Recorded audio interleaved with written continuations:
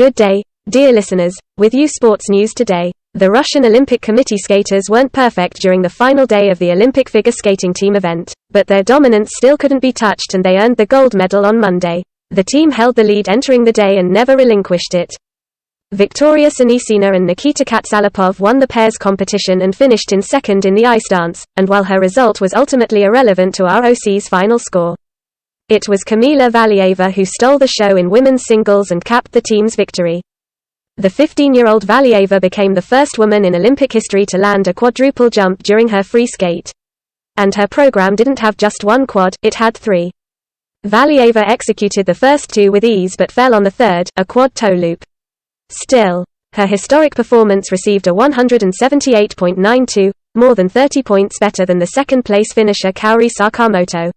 I do feel this burden a bit, this pressure.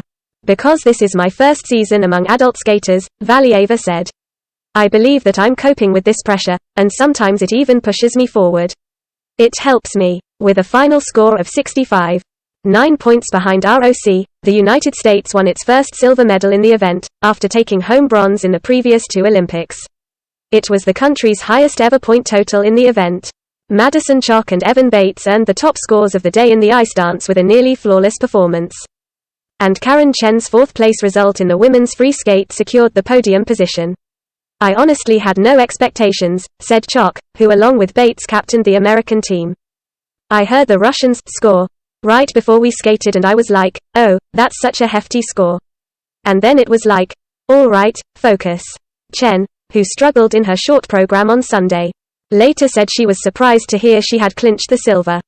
Really? I had no idea, Chen said. Honestly, this whole entire time I've just been focusing on my training and trying not to overwhelm my mind with stuff like that.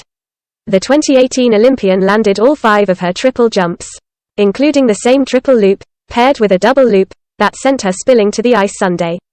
As the Cornell student wrapped up her program, set to a piano concerto by Japanese violinist Takako Nishizaki, she had to cover her face in a failed attempt to hold back tears.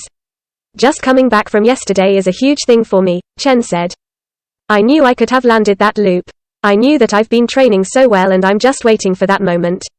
And for today, to go out there and to do that, was just such an incredible feeling. I know it's the team event, but still it's an incredible feeling. Alexa Nearim and Brandon Frazier had a shaky start for the Americans in the pairs event, finishing in 5th place out of 5. Following a mistake-riddled effort, Japan earned the bronze medal in the event. Figure skating continues Tuesday in Beijing with the men's short program, as the individual events get underway. American Nathan Chen, who was part of the silver-winning squad, is the overwhelming favorite for gold.